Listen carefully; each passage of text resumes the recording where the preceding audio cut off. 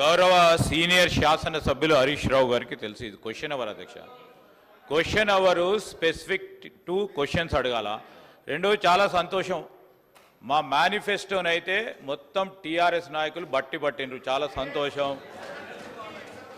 స్పష్టతతో మేము మేనిఫెస్టోలోకి సంబంధించిన అంశాల విషయంలో పాస్ మార్కులు పూర్తి స్థాయిలో మేము వేసినాము. ఈరోజు నేను కోరుతా ఉన్నా అధ్యక్ష, I request honourable members also through your chair. Sir, ఇప్పుడు స్పెసిఫిక్ క్వశ్చన్స్ వేస్తే ఆన్సర్ రావడానికి ఆస్కారం ఉంటుంది. వారు సీరియస్గా డిబేట్ మొదలుపెట్టిన అధ్యక్ష. 10 క్వశ్చన్స్ ఉన్నాయి, మీరు 11 o'clock వరకే సమయం ఇచ్చిండ్రు, 11 గంటల వరకే సమయం ఇచ్చిండ్రు. మీరు మంత్రులు కూడా మాట్లాడాల్సి ఉంటుంది కదా అధ్యక్ష. హరీష్ రావు గారు, మంత్రి గారు ఒక్క నిమిషం కంప్లీట్ చేయండి. సార్, నేను స్ట్రైట్ క్వశ్చన్లు వేసిన మంత్రి గారు తప్ప ఎక్కడ నేను ఆర్టీసీకి సంబంధం లేని విషయమో రాజకీయాల జోలికి పోలేదు. నేను స్ట్రైట్ అడుగుతున్నా.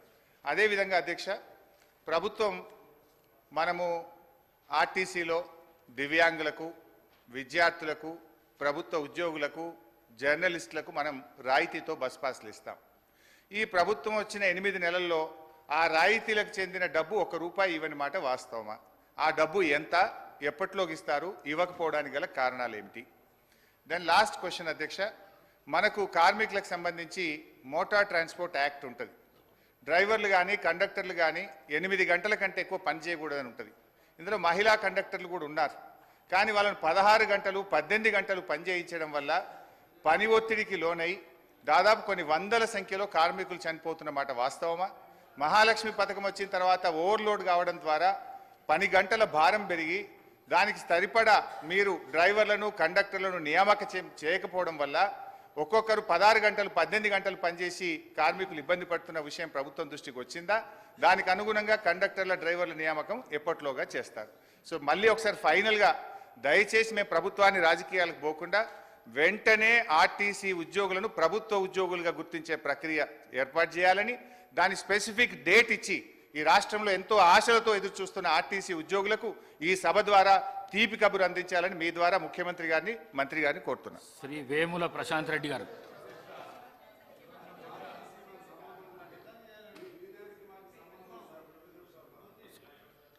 అధ్యక్ష,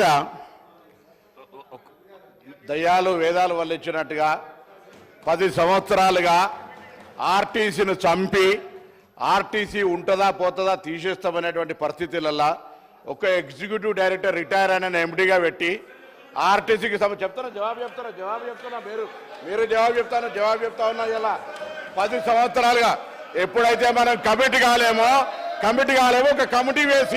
ఒక కమిటీ వేసి 10 సంవత్సరాలుగా చేయనటువంటి వీళ్ళు ఎలక్షన్ల ముందట ఎటువంటి సంప్రదింపులు లేకుండా, ఏమి చర్చలు లేకుండా, కనీసం ఆర్టీసీ యాజమాన్యంతో కూడా మాట్లాడకుండా అదర తీసుకొచ్చి మళ్ళీ దానికి రాజకీయ రంగం పులవడానికి కార్మికులను రెచ్చగొట్టి గవర్నర్ అనుమతిస్తలేరు, గవర్నర్ దగ్గర ఇంటికి పోయి ప్రొటెస్ట్ చేయించేటువంటి రాజనీతి చేసిన వీళ్ళు ఇలా మాట్లాడుతుంది అధ్యక్ష.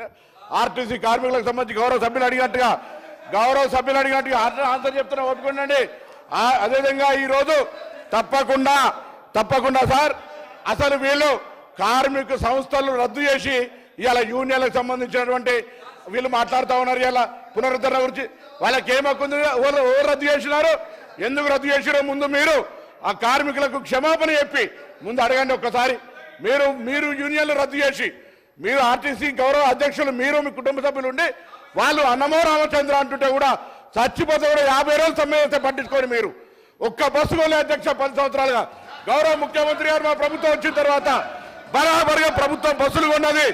అంతేకాదు 2013 నుంచి పెండింగ్ లో ఉన్నటువంటి 280 కోట్ల బకాయిలను మేము బాండ్ 80 కోట్లు పేమెంట్ అయింది. ఆన్లైన్ లో యాజమాన్యం ఇతర అవసరాల గురించి కలుగుతా ఉంది.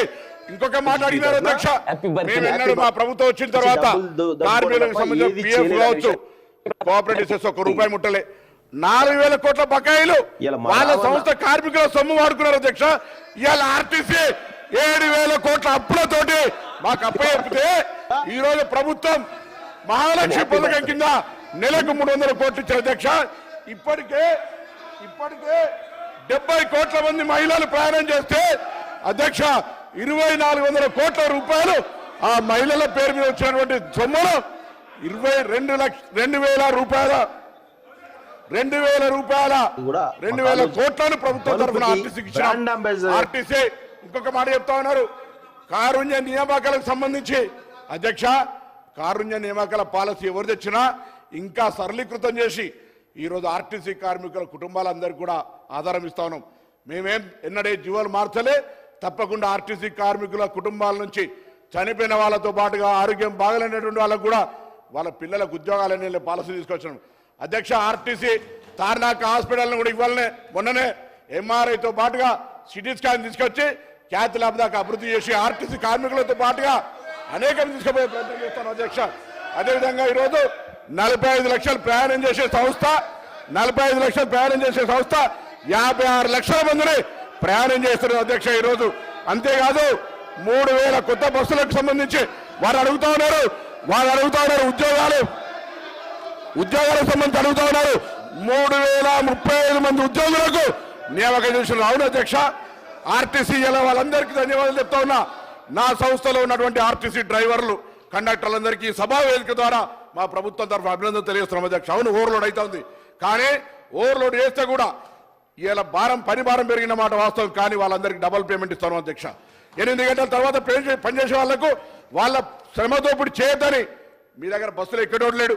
మా దగ్గర 100% ఇలా 95% యాక్యుపెన్సీ ఉంది అధ్యక్ష. నష్టాల నుంచి తీసుకొని ఇలా లాభాల బాటల ఈ 3 నెలలకు తీసుకుంటే ఆపరేషన్ లాస్ నుంచి ఓవర్కమ్ అయి బయటకు పోతాను. ఆర్టీసీ ఉంటుందో ఉండనేటువంటి పరిస్థితుల్లో నేను చెప్పిన అధ్యక్ష. ఒక ఎగ్జిక్యూటివ్ డైరెక్టర్ ఈ సందర్భంలో చెప్పాలి వాళ్ళ బంధు ఎగ్జిక్యూటివ్ రిటైర్డ్ డైరెక్టర్ ఎండీగా పెట్టి సంస్థ నడిపిన అధ్యక్ష. 50 రోజులు సమ్మె చేస్తే పట్టించుకోలేదు అధ్యక్ష. వీళ్ళు ఎలా కమిటీ కాకపోవడంతో ఒక కమిటీ చేసి ఇక దోపిడీ ఎలక్షన్లు అమ్ముకుంటే 50,000 ఆర్టీసీ కుటుంబాలు వ్యతిరేకిస్తున్నాయి, మనం గెలవలేం కావచ్చు అనేటువంటి ఆలోచనతోటి ఆర్టీసీ కార్మికులకు ఒక ఈ భూతత్వం రేటు చూపించారు అధ్యక్ష. అయినా వాళ్ళు ఇవాళ ఈ ప్రభుత్వాన్ని ఆశీర్వదించారు కాబట్టి మీరు పెండింగ్ లో ఉన్నటువంటి 2017 నుంచి 21 పిఆర్సీ ఇచ్చిన 21%, వాటితో పాటుగా 2013 నుంచి ఉన్నటువంటి బకాయిలు ఎవరిచ్చిన అధ్యక్ష బకాయిలు 280 కోట్లు శాంక్షన్ చేసాం. అవును, పంపిణీలో జాప్యం జరుగుతుండొచ్చు. తప్పకుండా ఈ వేదిక ద్వారా ఈ సభ ద్వారా ఇప్పటికే ప్రభుత్వం 80 కోట్లు ఇచ్చింది, మిగతా కూడా ఇస్తామనే మాట మనం చేస్తా ఉన్నాం. అదేవిధంగా ఈరోజు వాళ్ళు ఏదైతే ఆదరాబాదర అధ్యక్ష డేటు 15వ తారీఖు 29వ తేదీ నాడు వీళ్ళు క్యాబినెట్ చేసి దాని తర్వాత 10 తారీఖున నోటిఫికేషన్ వచ్చింది అధ్యక్ష. వీళ్ళు దీని గురించి మాట్లాడతారు, ముసలి కన్నీరు కాలుస్తారు. నిజంగా ఆర్టీసీ కార్మికులకు ముందు చిత్తశుద్ధి ఉంటే 10 సంవత్సరాలుగా ఆర్టీసీని ఎందుకు చంపే ప్రయత్నం చేశారు? ఆర్టీసీని మొత్తంగా ఆస్తులను వాళ్ళ సంస్థలో ఉన్నటువంటి వాళ్ళ పార్టీ నాయకులకు అప్పనంగా అప్పచెప్పినటువంటి పరిస్థితి కాదు అధ్యక్ష. ఇలా తక్కువ ధరలకు అప్పచెప్పి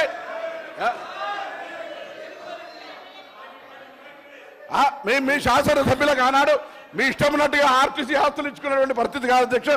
ఈ రోజు ఇటువంటి పరిస్థితులలో గౌరవ సభ్యులు ఆనాడు ఆర్టీసీల సంక్షేమానికి కృషి చేస్తా అని పాపం ఆయన మాట ముఖ్యమంత్రి గారు వినకపోతే ఇటు ఆర్టీసీ కార్మికుల ఒత్తిడి అటు పెట్టి ఆఖరి సంఘాలనే బద్దు చేసినటువంటి వీళ్ళు మాట్లాడుతున్నారు అధ్యక్ష.